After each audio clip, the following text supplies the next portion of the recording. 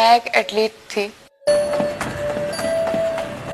मैं नौकरी करना चाहती थी, पर 1 साल पहले तक मैं यहाँ कुछ नहीं कर सकती थी।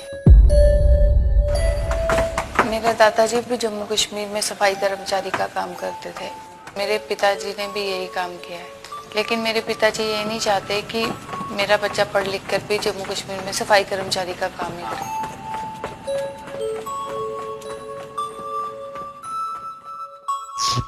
5 अगस्त 2019 से पहले जम्मू कश्मीर में ये कानून था कि जो सफाई कर्मचारी का बच्चा है वो सिर्फ सफाई का काम ही करेगा। Let me give you the name of Radhika Gill, a former untouchable, a Dalit community young lady. 3 generations having lived in Jammu and Kashmir. Because of Article 370, the only job she would be allowed to have in Jammu and Kashmir is as a janitor. How many of you know of Eklavya? None. Radhika Gill? None. So you do not know that for 70 years, these are the Kashmiris, the Dalits, the Eklavyas, the refugees, the Sikhs, the Gurkhas, whose human rights were brutally trampled upon.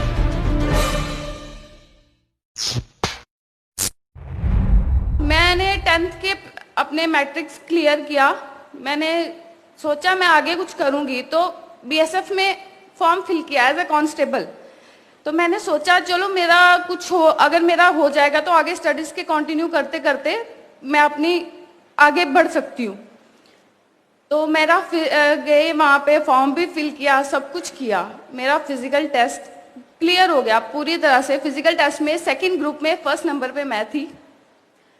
Physical test clear कर लिया मैंने। उन्होंने बोला आप certificates, मतलब आपके जो documents हैं उसकी बारी आती है, हम आपके डॉक्यूमेंट्स चेक करना चाहते हैं, आप लोग पूरे डॉक्यूमेंट्स है या नहीं। मेरे पास बाकी तो सिर्फ यही है, हमारे पास भी हम सिर्फ आधार कार्ड दिखा सकते हैं भी हाँ हम इंडियन हैं, और कुछ नहीं है हमारे पास वहाँ। तो उन्होंने देखे मेरे डॉक्यूमेंट्स, उसमें पीआरसी नहीं था। मेरा टेस्ट क्लियर करने के बाद 2nd ग्रुप में नंबर 1 आने के बाद उन्होंने मुझे रिजेक्ट कर दिया क्योंकि आपके पास पीआरसी नहीं है। आप जॉब क्या, आप कोई बिजनेस भी अगर आपको करना है उसके लिए भी आपको पीआरसी चाहिए। जॉब, कोर्सेज, अगर वो भी कुछ भी करना है उसके लिए भी पीआरसी चाहिए। तो उन्होंने मुझे सीधा ये बोला अगर आपके पास ये नहीं है आपने फॉर्म भी कैसे फिल कर लिया।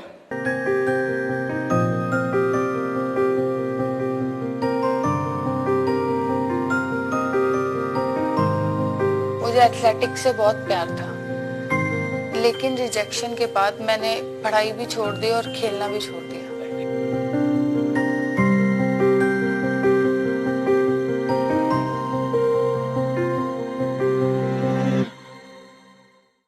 हमने पढ़ाया लिखाया है बच्चों को, इसलिए नहीं पढ़ाया लिखाया पे ये हमारी तरह ये गंदगी का काम ही करते रहे। मेरा बाप सफाई कर्मचारी था, माँ सफाई कर्मचारी थे, आगे मैं भी सफाई कर्मचारी हूँ। लेकिन मैं सोचता हूँ मेरे आगे बच्चे जो जिनके ऊपर मैं मेहनत कर रहा हूँ पढ़ाने की, तो मैं सोचता हूँ ये नहीं होना चाहिए। जैसे मेरे को कोई ग्रेड नहीं था, सफाई कर्मचारी था, सफाई कर्मचारी रहूंगा, सफाई कर्मचारी मरूंगा।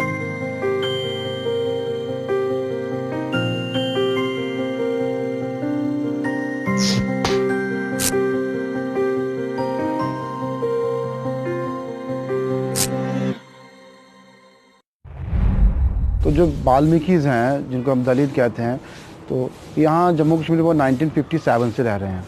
1957 में यहाँ पे जो लोकल स्वीपर्स हैं उन्होंने स्ट्राइक कर दी। स्ट्राइक के कारण क्या हुआ कि यहाँ पूरे जम्मू और श्रीनगर शहर में गंदगी फैल गई।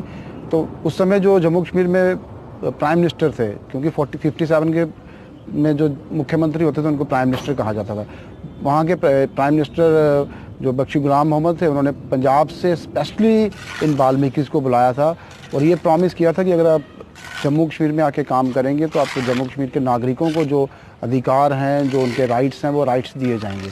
लेकिन 57 से लेकर आज हो गया, जो वादा उस समय के प्रधानमंत्री ने किया था, जम्मू कश्मीर के प्रधानमंत्री ने इन गरीब लोगों के साथ किया था, वो वादा पूरा नहीं हुआ। Victim of the worst type of slavery. अगर मॉडर्न वर्ल्ड में हम स्लेवरी की बात करें तो कोई सबसे बड़ा जो स्लेव है इस समय वो जम्मू कश्मीर का वाल्मीकि है।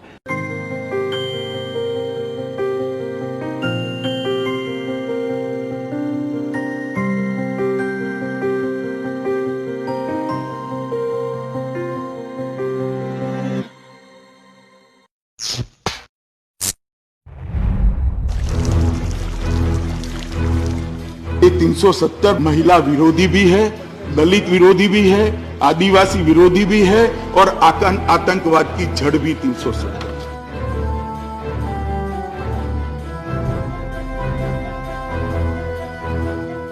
मैं संकल्प प्रस्तुत करता हूं, राष्ट्रपति संसद की सिफारिश पर यह घोषणा करते हैं कि यह दिनांक जिस दिन भारत के राष्ट्रपति द्वारा इस घोषणा पर हस्ताक्षर किए जाएंगे और इसे सरकारी गैजेट में प्रकाशित किया जाएगा, उस दिन से अनुच्छेद 370 के सभी खंड लागू नहीं होंगे।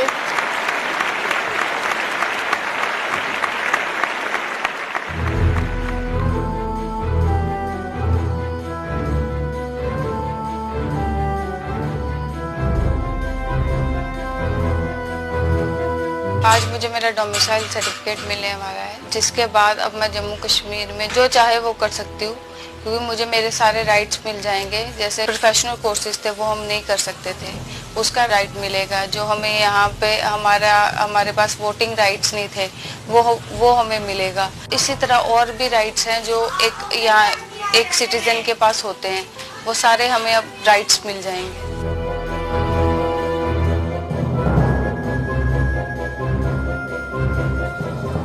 मैं पहली बार जब राधिका को मिली तो मुझे वो अपने कॉलेज के जैसे दूसरे बच्चे होते हैं, यंग से, उनकी बहुत सी आशाएं हैं, सपने हैं, इच्छाएं हैं, मुझे वो हूबहू वैसी ही लगी। लेकिन जब राधिका से बात करना शुरू किया तो पता चला कि उसे वो सपने देखने का अधिकार नहीं है जो हमारे बच्चे देखते हैं।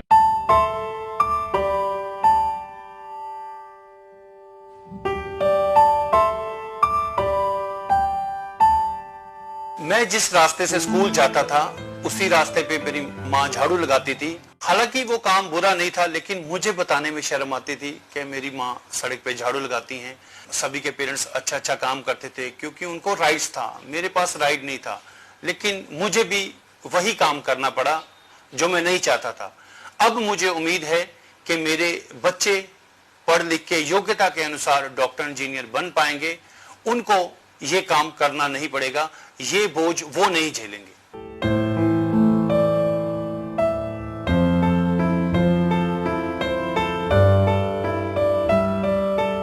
अभी कुछ दिनों से डोमिसाइल सर्टिफिकेट मिलना शुरू हो गए हैं, मुझे मिल गया है और मेरे हजारों की तादाद में जो समाज है मेरा, उसको भी मिल जाएगा।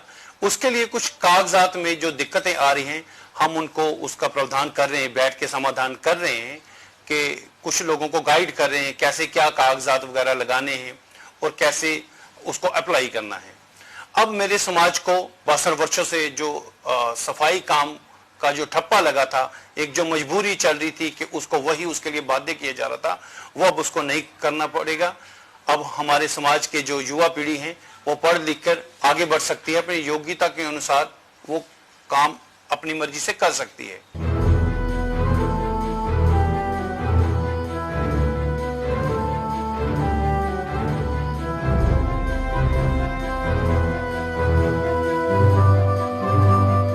हमारी कम्युनिटी के तो यहाँ पे अधिकार छीने ही जाते थे, लेकिन जो यहाँ की आम लड़कियां हैं, अगर वो किसी बाहर के व्यक्ति, इस के राज्य के बाहर के व्यक्ति से किसी से शादी कर ले तो उनके बच्चों का भी हाल हमारे जैसा हो जाता था। मैं और मेरी सासू माँ यहाँ जम्मू से ही हैं, हमारी PRC है, लेकिन मेरी सासू माँ की शादी बाहर के व्यक्ति से होने से, मतलब ससुर जी बाहर से थे, तो हमें मेरे पति को यहाँ के रहने का हक नहीं मिला। वो पढ़े भी जहाँ पे, पैदा भी जहाँ पे हुए जम्मू कश्मीर में ही, लेकिन उनको ना तो नौकरी मिली ना कुछ। उन्होंने अपना जीवन प्राइवेट नौकरी करके गुजार लिया। लेकिन अब जब बच्चों की बारी आती है तो तब बड़ा होता है। विशाल की जब बारी आई, उसने फॉर्म भरना था प्राइम मिनिस्टर का, जो उन्होंने कहा था कि जो बच्चे 12th में अच्छे मार्क्स लेंगे तो उनको हम फ्री एजुकेशन देंगे। उसके लिए वो फार्म भरने गया तो उन्होंने वो फार्म ही सबमिट नहीं किया। उन्होंने कहा कि जब तक आप PRC नहीं लाएंगे तब तक हम ये फार्म आपका नहीं सबमिट करेंगे। तो अब वो फिर घर पे आके रोता रहा पूरा दिन, कहने लगा कि मम्मा हमें पढ़ने का फ़ायदा ही क्या हुआ, हम तो ऐसे ही रहे। गांव से उठ के हम सोच रहे थे कहीं बाहर जाएंगे, कुछ जगह मकान कुछ बनाएंगे, हम तो कुछ बना ही नहीं सकते। अब उसने ना तो हमें जमीन खरीदने का क्या है, हमारा चलो इनका तो चला गया, बच्चों को अब बच्चे क्या करेंगे, मतलब उनको मकान बनाने की भी ख्वाहिश होती है, कुछ भी काम कोई बिजनेस अच्छा खोलना हो तो उसके लिए भी तो यहाँ पे सर्टिफिकेट वगैरह चाहिए हो, जैसे कोई दुकान खोलनी है उसके लिए अगर कोई डिप्लोमा वगैरह लेना हो तो कुछ भी यहाँ पे हमें कुछ भी नहीं मिल सकता, हम तो बस ऐसे ही रहेंगे।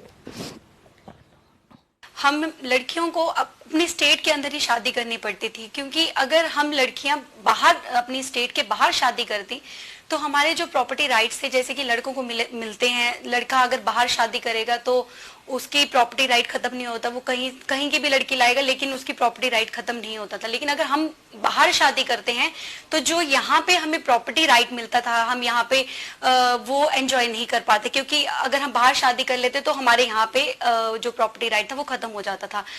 लेकिन जब 2002 में एक जजमेंट आई, किसी तरह से हम लोगों को तो ये प्रॉपर्टी राइट मिल गया कि हम यहाँ पे आके अपनी प्रॉपर्टी ले सकते हैं, बट किसी तरह से हमारे बच्चों को उस राइट से डिप्राइव कर दिया गया। और पर अब हमारे बच्चों को भी अधिकार मिल रहा है, जो कि पिछले 70 सालों से मिलने वाला सबसे बड़ा अधिकार है।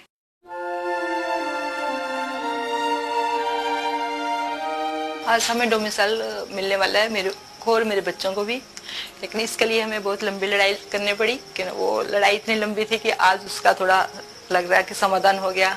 हमारे बच्चों को नौकरी मिल जाएगी, जहाँ पे कोई काम खोलना चाहते हो काम मिल जाएगा, कहीं जमीन खरीदना, मकान बनाना, हर काम अब वो कर सकते हैं। जैसे हमारे पड़ोस के बच्चे सब करते थे, मकान बना रहे हैं, कोई कुछ कर रहा है, खरीद रहा है, बिजनेस कर रहा है, लेकिन अब हमारे बच्चे वो सब कर सकेंगे।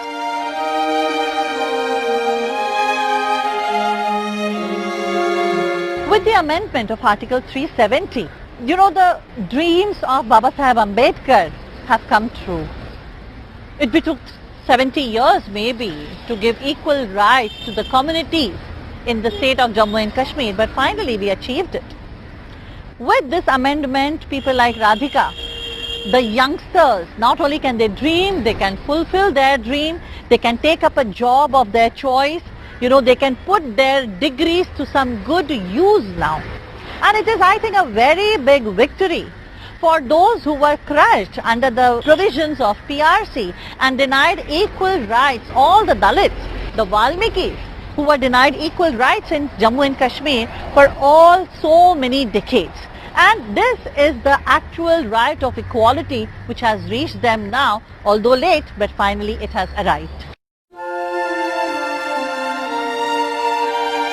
ये वही स्कूल है जहाँ से मैं भी पढ़ के गया हूँ आज से 20-25 साल पहले, लेकिन वो समय कुछ और था, आज समय कुछ और है। आज हमारे पास डोमिसाइल सर्टिफिकेट है जो मैं अपनी ज़िंदगी में नहीं कर पाया, मुझे मजबूरनवश सफाई कर्मचारी की जॉब मिली और मैंने की।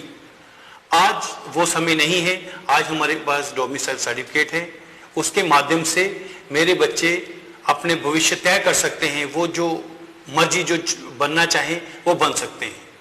बेटा आप क्या बनना चाहते हो? एडवोकेट। बेटा आप क्या बनना चाहते हो?